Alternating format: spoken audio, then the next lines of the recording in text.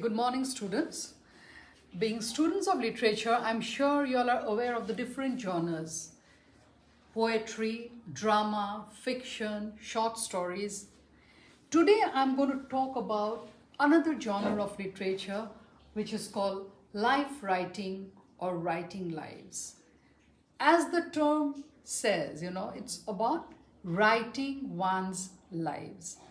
And Stephen King has said something on this.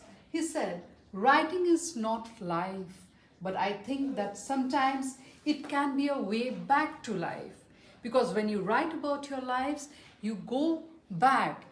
Your memories play a very important role in this. You walk back to your life to write about it. Now, writing lives is a very expansive genre. It includes a lot of other things like, say, biography, autobiography, letters, testimony, where the author records their personal experiences. Now, the French author and scholar Serge Dostoevsky had coined the term for the first time, autofiction or writing lives, in the year 1977. And from then on, these subgenres like autobiography, biography, memoirs, diary, personal essays, letters, testimony, they all came under the genre life writing or writing lives. Now, before we go into the text that has been prescribed in your syllabus, which is a memoir, I Know Why the Caged Bird Sings by Maya Angelou, let us first differentiate the different subgenres that come under the genre writing lives. Now, autobiography. I'm sure you all are very familiar with that particular word, autobiography. We know that there are autobiographies written by so many authors, so many persons. And what is an autobiography? An autobiography is a self-written account of one's own life. Like we have the story of My Experiments with Truth by Mahatma Gandhi. Then we have an autobiography written by Jawaharlal Nehru. Then we have A Long Walk to Freedom by Nelson Mandela. So these are the account of the author's own life, written by himself, and that is an autobiography. It talks about the truth of one's life, because no one knows oneself except oneself, right? If I write about myself, nobody knows me more than I know myself. So autobiography is, a kind of a record of one's own life. It concentrates more on the author as the central subject. Okay, it explores the personal journey about their lives and how things affect, how events affect their lives. We get an account, the true story of their lives. Now, this term autobiography was not accepted or not kind of appreciated in the 18th century. So William Taylor in 1797 had used the term depreciatingly, but later on it was Robert Southey in 1809 who has given autobiography an honor, a position that it is now in. Next, we come to the term, another subgenre of life writing, that is biography. Now, what is a biography? Like I said, autobiography is written about the life of the author himself. Biography is when somebody else writes about someone. It focuses on the life of another person. And how do they get the information about the other person? It is through letters, through accounts from other people. When he hears the oral accounts the pictorial proof, and that gives the author a idea or the data about that particular person. Now, biography differs from other forms of writing in many ways. It focuses on the individual's life, on the life of the person that the author is writing about. It is the life story of a specific person which provides a comprehensive view of their experiences and achievements. And it is non-fiction in nature, in the sense that it doesn't make up stories. The author doesn't make up stories on the person that he is writing on, because it is based on the data that he has collected from different sources. So research is a very important part of biography writing. So unlike autobiography, where the author writes about himself, biography is a genre or a book that is written by somebody else on a person based on the data collected. Then we come to memoir, which is another form of writing, and it is a literary form which records from the history of a person from the personal experience. You have been prescribed this book, I Know Why the Caged Bird Sings, by Maya Angelou, and it is very closely related to autobiography, because autobiography is also written by the author himself, and a memoir is also written by the author himself. But what is the difference? The difference is that an autobiography talks about the person, the author himself, and the whole concentration is on his own life. But in memoir, it differs. How does it differ? It differs because the emphasis is on the external events, how those external events affects the life of the author. It's not about her or his own personal experience about life, but how the external events has affected his or her life. It interprets the historical events that they have witnessed, they have participated, and how those have, affected their personal lives. So we see the key difference lie in the scope and the focus. How memoirs concentrate on a specific event and the author's experience to those events, while in autobiography, it provides a broader and more personal account of the author's entire life. So there is a slight difference between a memoir and an autobiography, and this shows you the difference. Then there is another form of writing, life writing. We all are aware of diaries.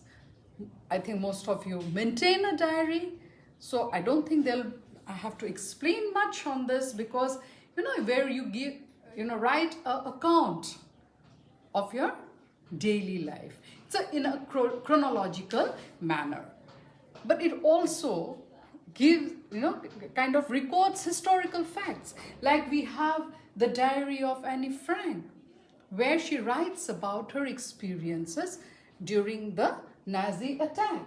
So these are some, the diary of a young girl by Anne Frank, and then you have the diary of Lina Mukhia, then you have Conversation with Myself by Nelson Mandela.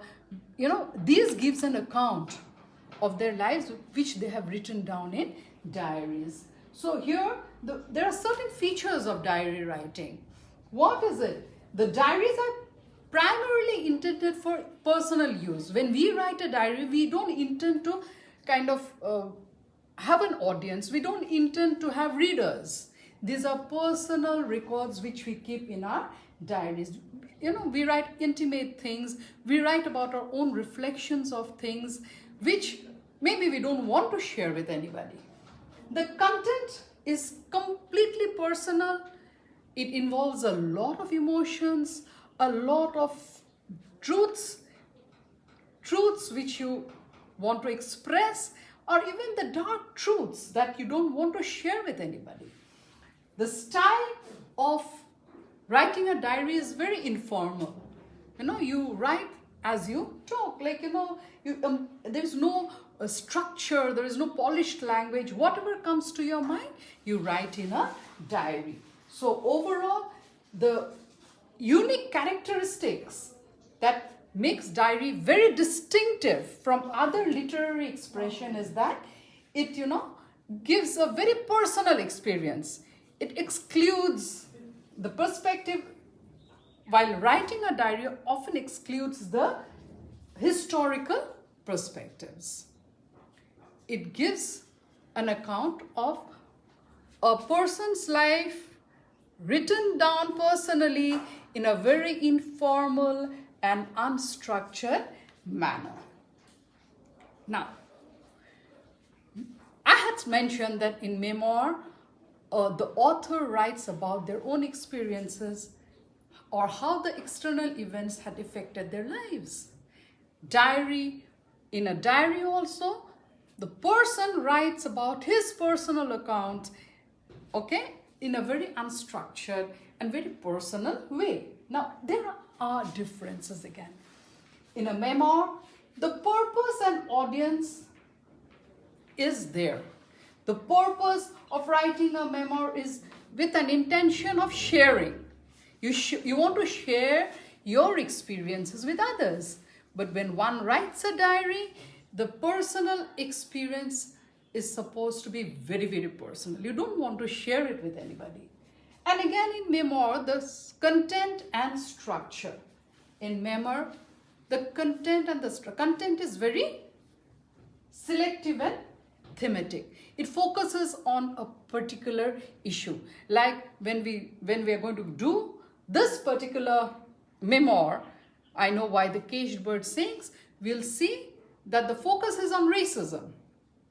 How the blacks were exploited in America. So it focuses on significant experience of an event. But in diary, it's just a chronological record of the events that they want to express, the day-to-day life of a diarist.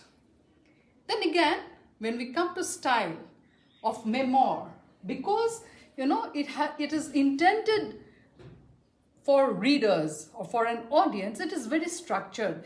The style is not informal, unlike in diary writing, and the author's experience and broader historical context is taken into account. But in diary, it is very unpolished, like I've already said, reflecting what the diarist feels immediately. Okay, suppose sad, writing that I'm sad. Suppose the writer is very happy, said I'm very happy because of this. It's just in a chronological manner. Now, there are three more subgenres. There is letter, testimony, and the other is personal essays. Now, letter is, like you say, letters. We write letters. It gives us information, news. We exchange greetings through letters. But it can also be used for critical reading, because there are some letters which gives us a lot of information. Like we have the letter which expresses not only, or does not, the letter is not only used for exchanging greetings or exchanging information, but the letters are also written in forms of novels. How? The Color Purple.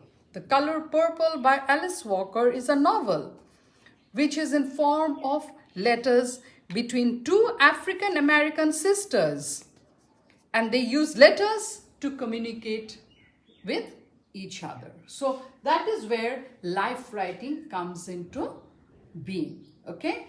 Because through letters, they talk about their lives. Then there is testimony, Why do we use testimony?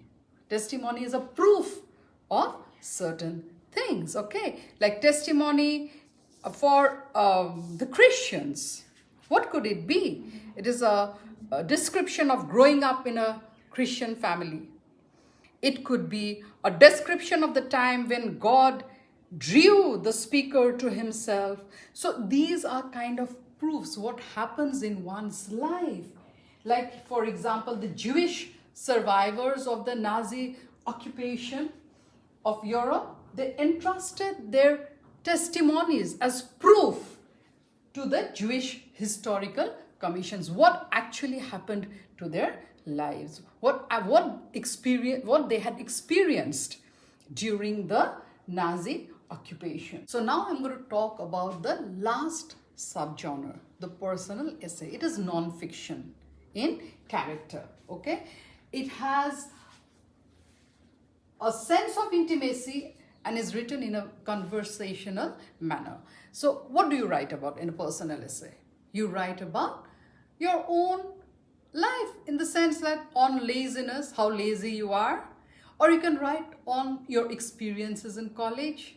It has no formal structure, but at the same time, one can gets up to make up their own form every time. Like I said, it's not structured. So anybody can write an essay in the own form that they want to. So some examples of personal essays are An Apology for Idlers by Robert Louis Stevenson. Then you have On Laziness by Christopher Morley. New Year's Eve by Charles Lamb. So these are personal essays that you can read so that you can get a proper concept. You know, what is a personal essay? You know, when you write about your experience, when you write about your life, okay? So that is it for today. So in my next class, I'm going to talk about memoir, and this class was to make the different subgenres clear to you, the concept of different subgenres. Like I've already said, these subgenres are not watertight compartments. It has a very thin line that divides them. So when I do memoir in my next class, I want you all to be clear about these subgenres so that you all don't mix up. Okay? That is all for today. Thank you.